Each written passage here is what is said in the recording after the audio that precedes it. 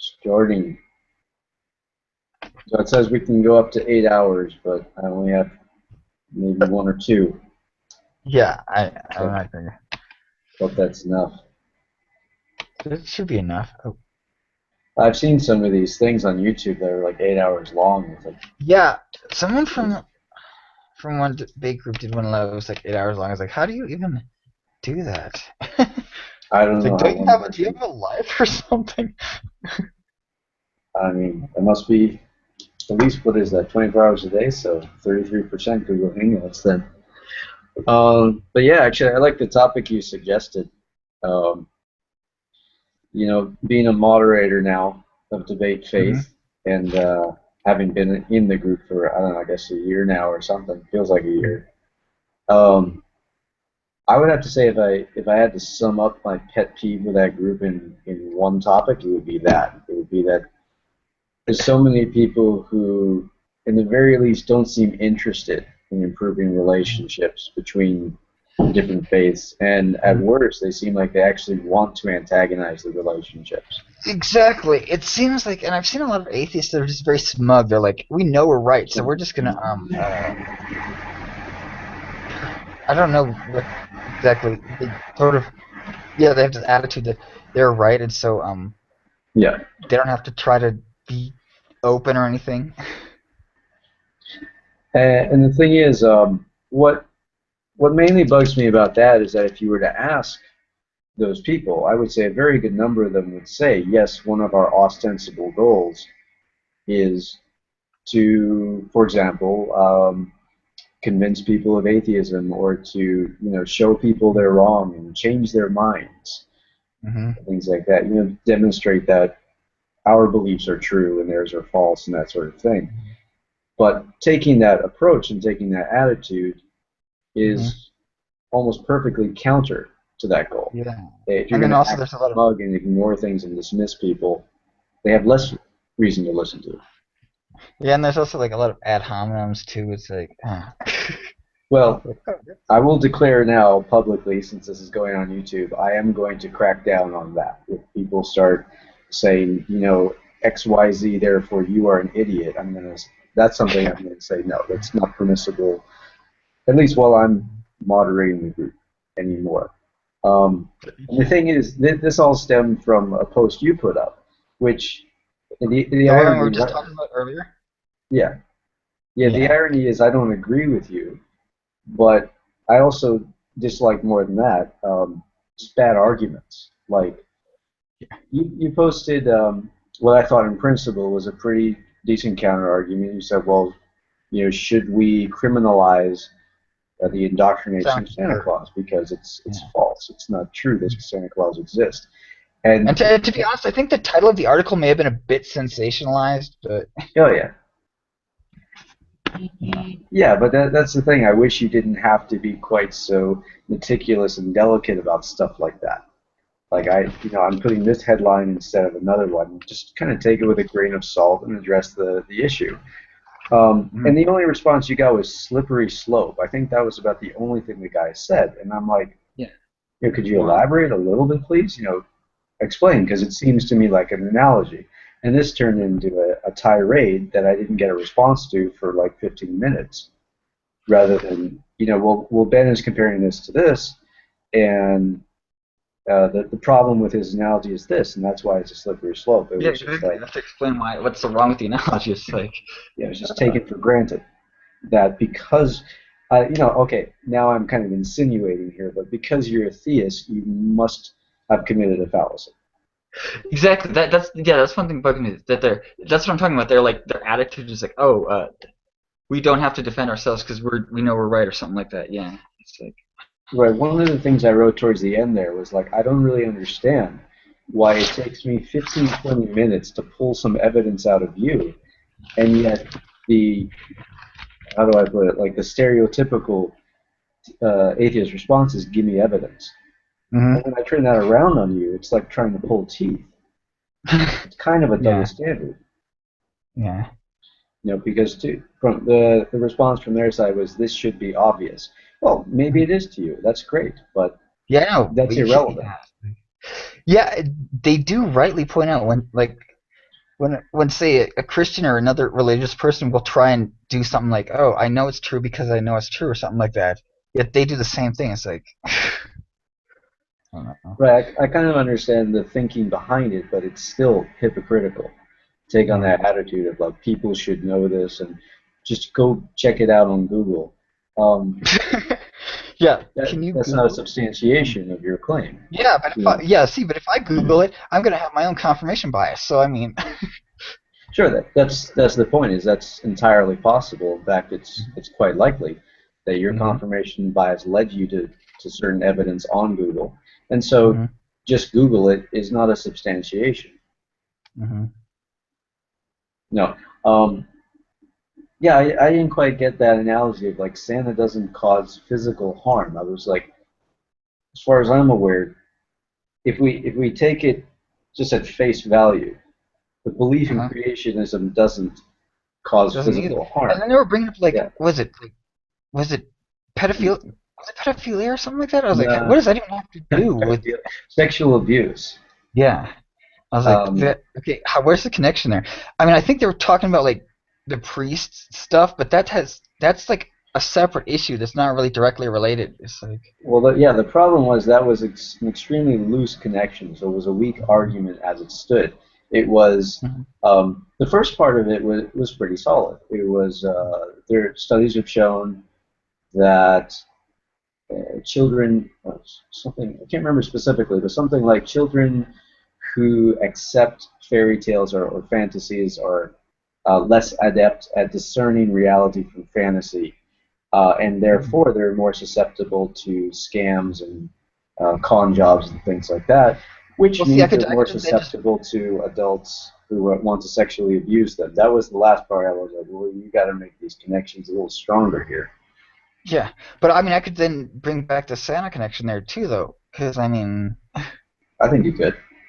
yeah, But what was happening there was he was saying people who believe in fairy tales have trouble discerning fantasy from reality.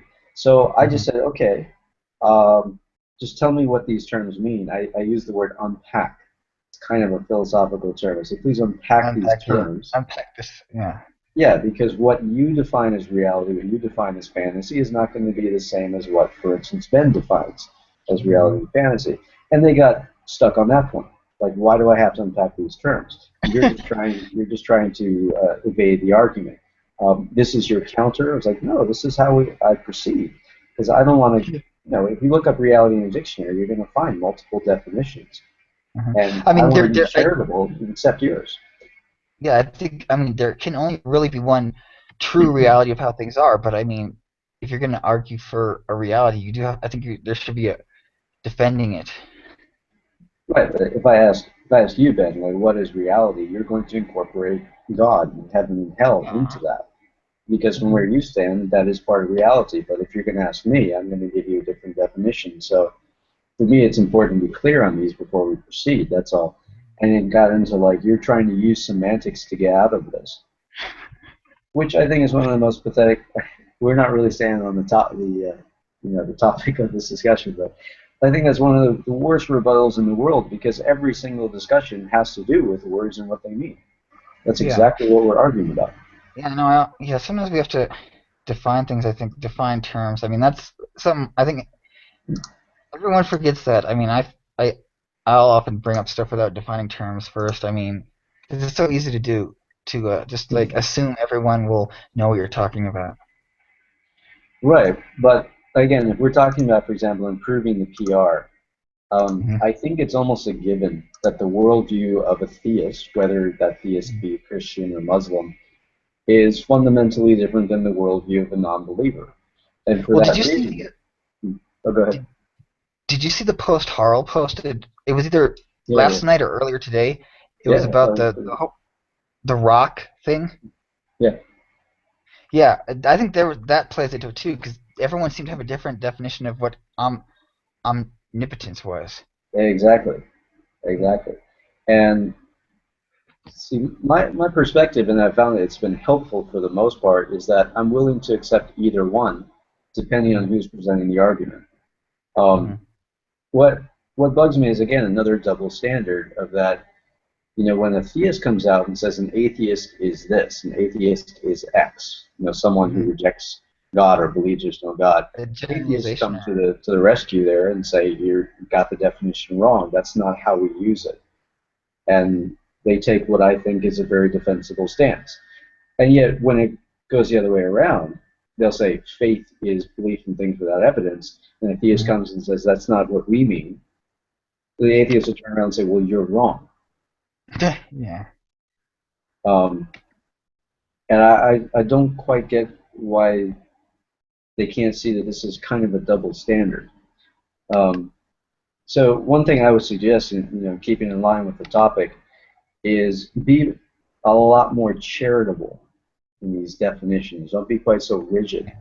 Um, a lot of these words are really fuzzy. They're really muddy and ambiguous, and there isn't the word itself. It doesn't inherently have meaning. We ascribe meaning to it.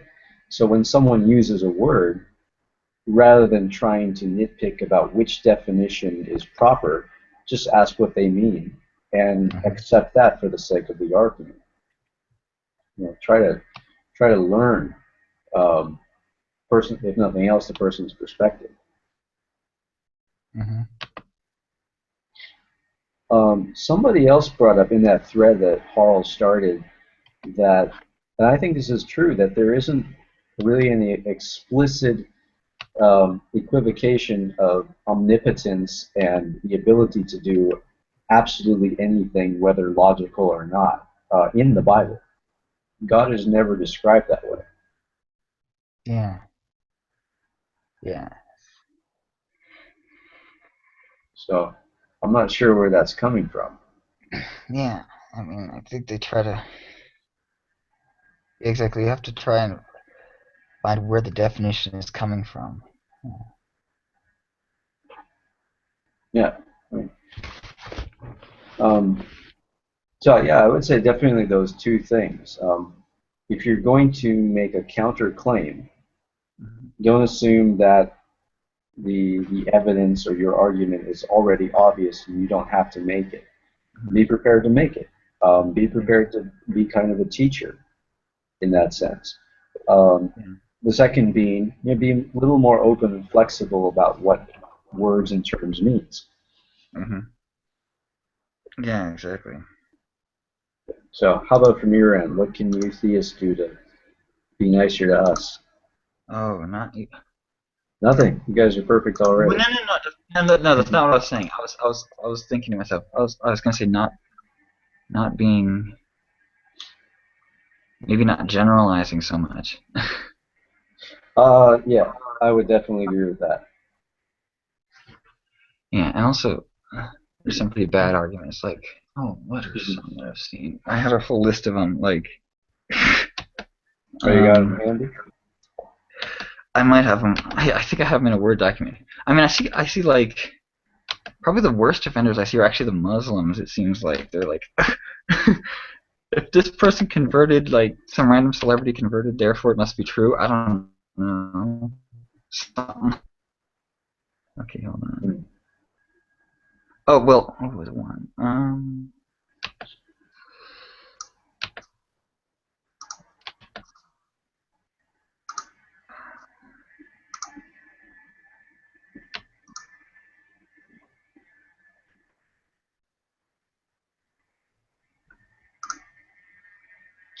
Well, while you're looking, I would say I was rereading. I don't know if you're familiar with Kohlberg, Lawrence Kohlberg. Not really, no. He's a developmental psychologist, actually. Um, that's what I'm studying right now. And he developed the stages of moral reasoning, where he describes how young children reason morally, and then as they get older, how it progresses. And at a certain point in maturity, and this is generally where adults kind of stop, they reach this level, and most of them don't go beyond. Children adapt what's called a role-taking capacity, where they can kind of stop and say, okay, like if I were that person, I wouldn't be happy about it because ABC. So they're Mhm. able to take on the role of another person. Um, and I would say that's something that both sides, but in my estimation, atheists more could stand to develop. Is like, Oh, like an empathy almost. yeah, but going beyond just how the person feels, but even how the person thinks or how the Mhm. person interprets things and why they would interpret things that way. Yeah, So, occasionally I try yeah, to do devil's advocate just for that reason. right, right. So doing things like that, like that's part of why I come in and I'll go ahead and present a counter argument to other atheists, even if I agree with their conclusions, just as practice. Mhm. And Mhm. ideally as a way to kind of stimulate your own thinking and say, well, Yeah. Like I didn't how think would of that. how would I disagree with that? Yeah. Yeah. Um, so I would say that would be like the main thing is when a theist comes out and says, for example, I don't need evidence because I have this personal experience and God spoke to me, rather than Yeah. Okay. just, That's yeah. That would be one example of a terrible argument right there. well, sure, it's a terrible argument in terms of like its persuasive ability, but rather than just saying that's not objective and ending the conversation there, stopping and saying, well, if I had similar experience, would I come to the same conclusion? And trying to imagine yourself as that person and Mhm. why that might be enough for that person or convincing for that person. Yeah. Okay. I can't find what I was looking for. Uh. Anyway. What else? Are bad examples. Bad arguments. Oh, I can think of plenty. Yeah. I Oh, could. why are there so many Muslims in the world? It must be true. Exactly. That's what I was gonna say. The argument from the populum ad populum. Yeah. Yeah. Um. And then there's Oh, there's a bunch of like, really, you'll know it's true. yeah. Oh, that's often a response that I do find really deflated. Like, you just have to experience it for yourself. Just read the Bible, read the Quran, and then you'll know. Yeah. Um, oh, you can't explain X, Y, Z, so that's why I'm Muslim, or Yeah. that's why I'm Christian or something. Yeah. Yeah. I've met. It's there's just so many bad arguments. It's like, oh, More than that, wow. and, yeah, and there's generalizations on all sides. It seems like. Oh Yes, yeah, that's yeah. Oh, Pascal's wager pops up once in a while. yeah. I mean, for me, it's actually not even the worst argument because it's actually based. I think what it's based on is solid. It's just its application is wrong. Hmm. Like the those tables, like the what do they call it? Chance tables. It's a mathematical thing. I don't know. Cause it, but yeah, I think it is flawed. But the what is the like mathematical basis that it's formed on is legitimate, but it's just that it's not used properly. I think, or at least not the way it's usually used. Sure, sure. But yeah, when people come up with little variations of it, I think they're assuming that it is being applied correctly. Um, The, but that the actually leads me to yeah. another thing is that a lot of people are new to this whole discourse. Uh-huh. Um, they're entering in it without any experience. So to them, perhaps an argument like Pascal's wager or the Euthyphro dilemma, for example, is something novel and exciting. And the Oh, yeah. reaction of, Mhm. I was gonna address the Euclid Pro dilemma. That's the one. If about is God moral, or is it moral because of God, or is God moral? Or Yeah, that's right. Is it moral yeah, because God deems it moral, or does God deem it moral because it is moral? I think it could be actually And circular. It looking could at that, like both. I think it could like go in a circle actually. So I think that's how you get around that dilemma. It's like it's kind of a circle. Uh, well, the point is that one of them has to be primary. yeah, that's true.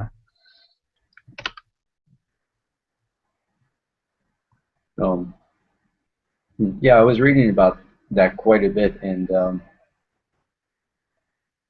I think the theist generally is forced to concede the latter, that it's moral because God deems it moral. Because I Like think the independence problem is kind of hard to penetrate. the independence problem. I'm not. Are you talking about free will problem or?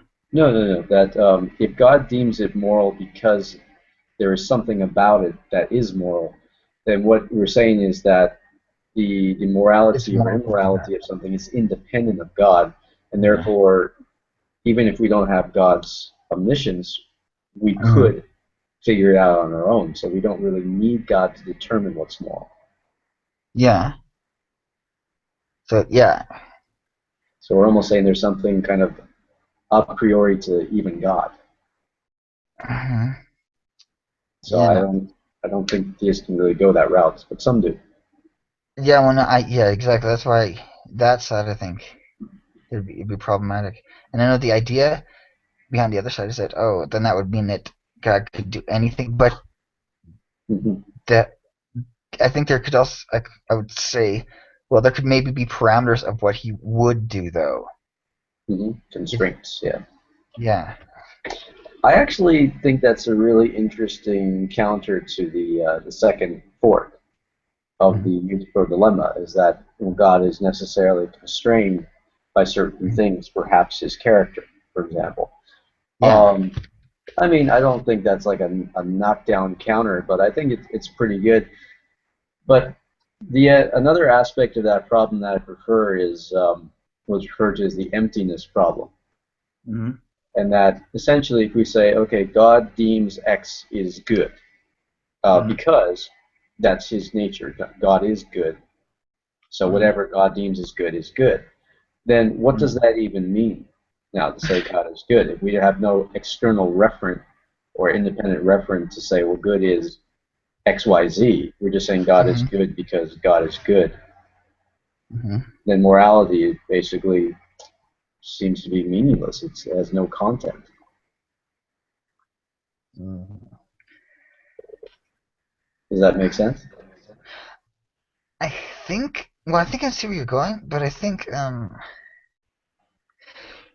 it You depends looked at on it which faster. perspective you'd be looking at. I think from a human perspective that wouldn't be true, maybe because it would still be like a standard from the human perspective, like a I don't know. Let me Yeah, see if I can find that. I didn't articulate it very well. I didn't Emptiness articulate the problem. response for it. Okay. So the emptiness problem basically says, well, it may be true that God is good. It's a trivial statement. Let's see. So if divine command theory is true, then God's will is the standard of moral goodness. So Hmm. when we say God is good, it's just saying God is as he wills himself to be. Or to Yeah, say God's commands are good, it's to say God's commands are what he wants to command. yeah. That's all.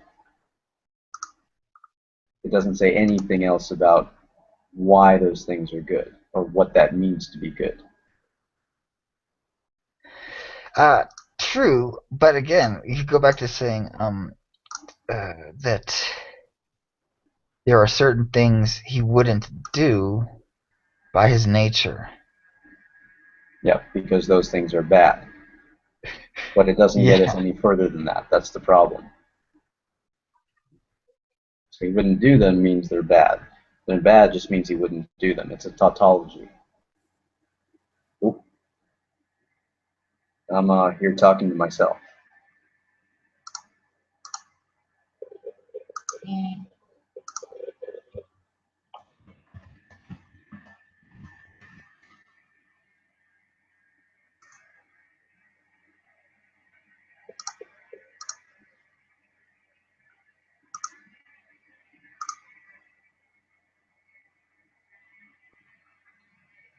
Turn this thing off, at least.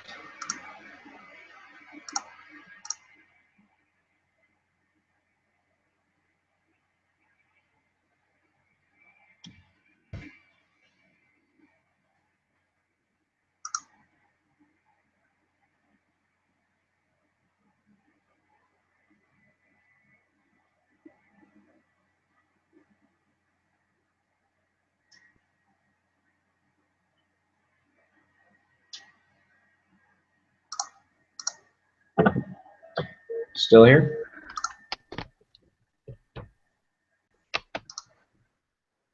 Okay, so the only point I was trying to make is that it appears to be a tautology.